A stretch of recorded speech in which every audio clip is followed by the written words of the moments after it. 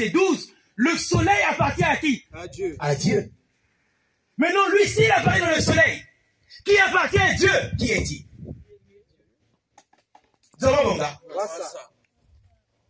Il dit, mon ami, tel que tu m'as vu, c'est fait.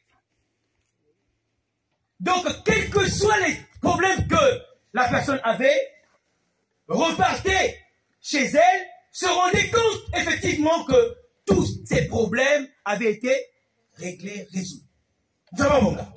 Mais qui est-il? Il envoie la lumière dans le monde entier.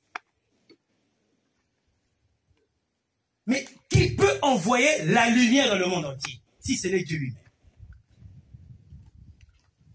Il a en sa possession, j'allais dire, le bâton de commandement. En sa possession, l'arbre de la vie éternelle. Apocalypse chapitre 2, verset 7. Mais qui peut être en possession de l'arbre de la vie éternelle, si ce n'est Dieu? Donc tout cela, qui le voyait dit, tel que tu m'as vu, c'est fait. Dès que tu regardes sa photo, quels que soient tes problèmes, tu dis, mais papa Émile, regarde, je suis dans telle situation. Tu le regardes, tu dis, mais papa Émile, fais quelque chose pour moi. Je vous dis, frères et sœurs, distingués invités, c'est fait. Les problèmes sont réglés. Mais qui est-il? Dieu. Mais ce qu'il faut comprendre, c'est que Jésus, lorsqu'il est arrivé sur terre, ce sont les apôtres qui étaient en charge d'annoncer aux commun des mortels que Jésus est Dieu. C'est comme les membres de Sol Zolo Amour aujourd'hui. Ce Dieu-là que nous prions, il est noir. Il n'est pas blanc.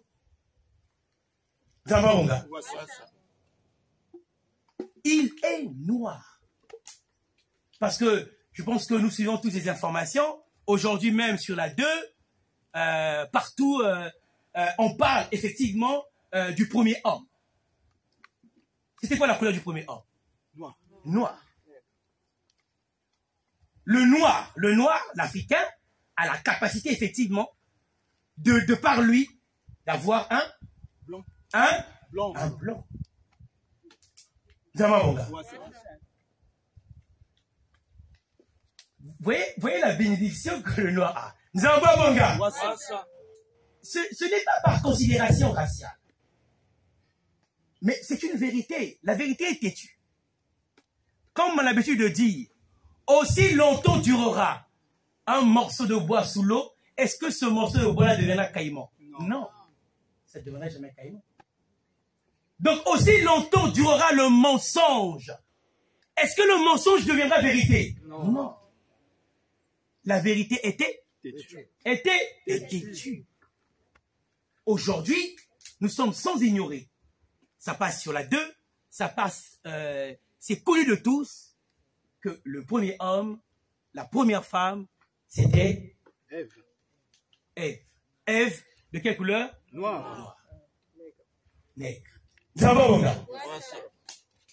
Et donc ce Dieu-là, qui est donc venu pour restaurer, parce que Jésus l'a dit, c'est Jésus qui dit, dans Jean chapitre 7, 10, 15, il va vous annoncer les choses à venir. Ce sont les vérités divines de l'heure que l'esprit de vérité annonce au commun des mortels.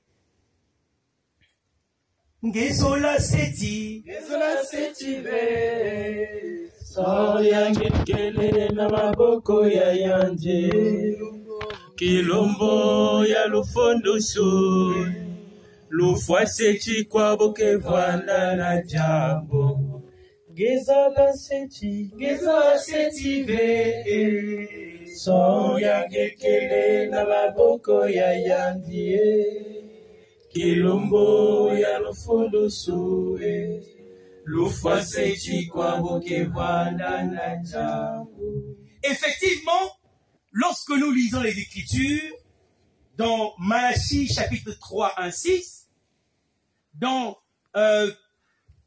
Zacharie chapitre 6, versets 12 à 13 aussi, nous voyons qu'il y a une complicité entre Jésus, le Christ, et le second Christ, qui est l'Esprit de vérité. Jésus, de par lui-même, stipule que ce second Christ, il est sacrificateur. Manika. Il est sacrificateur parce que il va purifier le peuple. Et ce peuple-là lui apportera des sacrifices. C'est ce que dit Jésus. Nous avons bon gars.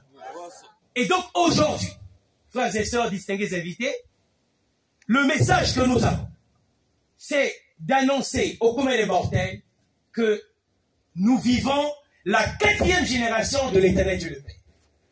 Et cette génération est conduite par lui-même, l'Esprit de vérité, comme j'ai tantôt dit tout à l'heure, le second Christ, pour rassembler le peuple choisi de l'Éternel, afin de les conduire à la vie éternelle. Et donc, il faut prier, parce qu'en fait, ce qu'il faut savoir, si Jésus, le Christ, est Dieu, on ne dit même pas était, non, au présent. Jésus, le Christ, est Dieu. Il est Dieu. Nous prions pendant la génération messianique au nom de Jésus le Christ. Pendant la génération des patriarches, c'est-à-dire de la création du monde, jusqu'au déluge de Noé, la génération des patriarches, où nous avons entendu parler des patriarches. Papa Abraham, Papa Isaac. Mais pendant cette génération, à votre avis, on priait au nom de qui? Manika. On priait au nom de qui? On priait au nom de Nzambiampu, c'est-à-dire Dieu le Père. Zamba Munga. On priait au nom de Dieu le Père. Parce que Jésus n'avait pas encore fait son entrée sur terre. Et lorsque nous arrivons pendant la génération des prophètes, donc du déluge de Noé jusqu'à la naissance de Jésus le Christ, on priait au nom de qui? Toujours au nom de Dieu le Père.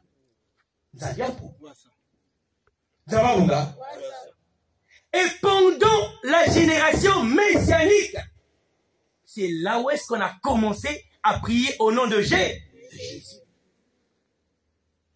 Mais après cette génération messianique, à votre avis, puisque Jésus le Christ remet le royaume au Père, et ce Père, elle qui est donc l'Esprit de vérité, on va prier au nom de qui?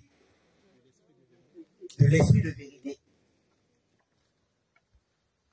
Parce que Dieu, quand il envoie quelqu'un, il donne la forme ou le rôle que va jouer ce dernier.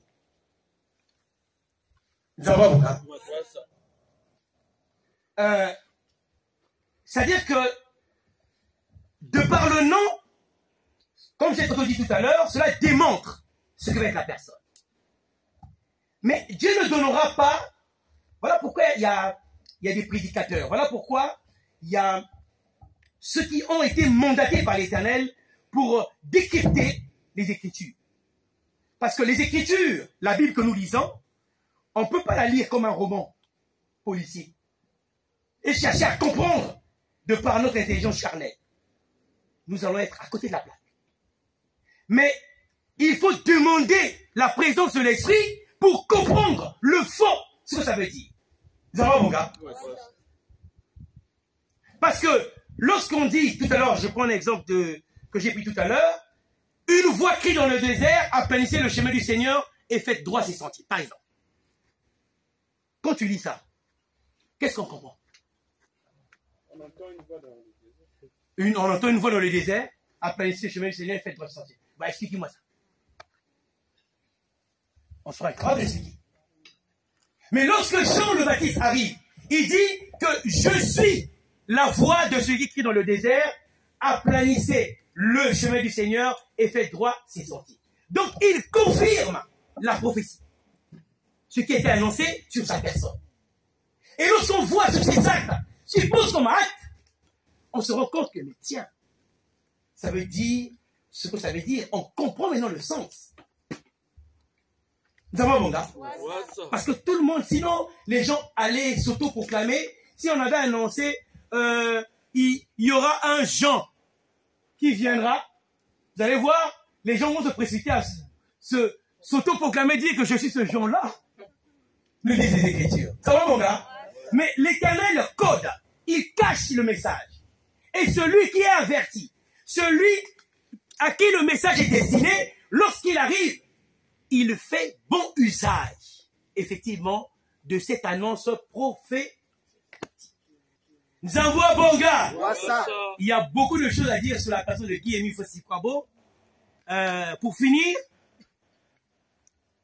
sur sa divinité, la Bible nous dit dans Ézéchiel chapitre 39, verset 29. Ézéchiel nous parle, nous dit que vous verrez l'Éternel face à face. Mani. Vous verrez qui? L'Éternel va face à face. C'est ce qu'on dit Ézéchiel. Et Apocalypse au chapitre 22, verset 3 aussi, confirme le même message qu'on va voir l'Éternel face à face. D'abord, mon gars. Jésus dit dans Jean chapitre 14, 15, 17, que si vous m'aimez, gardez mes commandements. Je prierai le Père afin qu'il vous envoie un autre consolateur. L'esprit de vérité que le monde ne peut voir, mais vous le connaissez. Parce qu'il demeure avec vous et il sera en vous. Ça va, mon gars? Donc, qu'est-ce qu'on comprend par cette parole? C'est qu'il y a un peuple dédié, un peuple choisi, qui va donc comprendre effectivement ce message et par la suite annoncer cela aux autres, comme a été le cas des disciples. Zamba Bonga. Papa Émile dit dans son message du 9 novembre 2003, allez dire partout dans le monde entier que vous avez vu Dieu qui habite où? Au Congo Brazzaville. Que vous avez marché avec Dieu, que vous avez mangé avec Dieu. Zamba Bonga. Et ce Dieu habite au Congo Brazzaville. Mais pourquoi habite-t-il au Congo Brazzaville? Suspense. Mais c'est parce que le Congo Brazzaville, c'est-à-dire que, de par l'histoire, le Congo, l'Angola, le Congo démocratique, tous ces pays-là formaient ce qu'on appelle le Congo Diado, le royaume de la totalité, c'est-à-dire le centre. Et c'est de par ce pays, c'est de par le Congo, qui est donc le centre du monde. Nos frères caucasiens le savent, que le Congo est un pays béni. C'est de par le Congo que l'Éternel a créé l'humanité tout entière. Dit par Guy-Émile Fossy-Kwabo. De par le Congo, où va se passer, c'est-à-dire à la sacro-sainte montagne, le mont Karitari, où se passera le jugement dernier. Mais d'un clin d'œil, l'Éternel va rassembler l'humanité tout entière, même ici. Hein. Dieu est Dieu. Dieu est souverain. Nous en voyons, mon gars. Faisons très attention, frères et sœurs, distingués invités, à dire que Dieu ne peut pas faire ceci. Dieu, non, il ne peut pas faire cela. Mais toi, qui es-tu, pour dire que Dieu ne peut pas faire ça? Donc, ça veut dire que tu maîtrises Dieu. Mani? Est-ce que nous maîtrisons Dieu, nous? Non. Non. Dieu est souverain. Il fait ce qu'il veut. Donc, nous, étant terriens, on ne peut pas dire que Dieu, oh non, Dieu ne peut pas être là-bas. Dieu ne peut pas être là. Qui es-tu pour dire ça? Donc, tu maîtrises l'agenda de Dieu. Nzamba Bonga. Voilà le peu que nous avions à dire sur la personne de Papa Guy Fossikwabo. Il y a tellement de choses. On aura peut-être l'occasion, je pense après la séance, si vous avez des questions, vous pourrez poser des questions. Ensemble, là, on va devoir éclairer notre long terme. Et surtout, ce qu'il faut savoir, c'est que nous, la session de loi Amour au péage, nous annonçons les vérités divines de l'heure. Parce que la Bible nous dit dans Tobie que les secrets du roi peuvent être cachés, mais les œuvres de l'Éternel doivent être vulgarisées. Donc, nous annonçons les vérités divines de l'heure. Donc, si vous avez des questions, vous me poserez des questions. On répondra aux questions. Ça ne sera pas un débat, parce qu'on ne débat pas dans la parole de Dieu. C'est un péché. Nous avons, mon gars, poser une question, réponse. Question, réponse. Mais on va pas épiloguer, philosopher sur ça. Nous avons, mon gars, parce que les choses de Dieu, il faut les comprendre de par l'esprit. Si on met notre intelligence charnelle devant, on ne pourra comprendre les choses de Dieu. Ça va être folie pour nous. Nous avons, mon gars. Merci, j'en ai terminé. Ce, au nom de Papa Guy Émile Foy, c'est dit quoi? Amen. Amen. Amen. Amen. Papa Émile soit avec nous.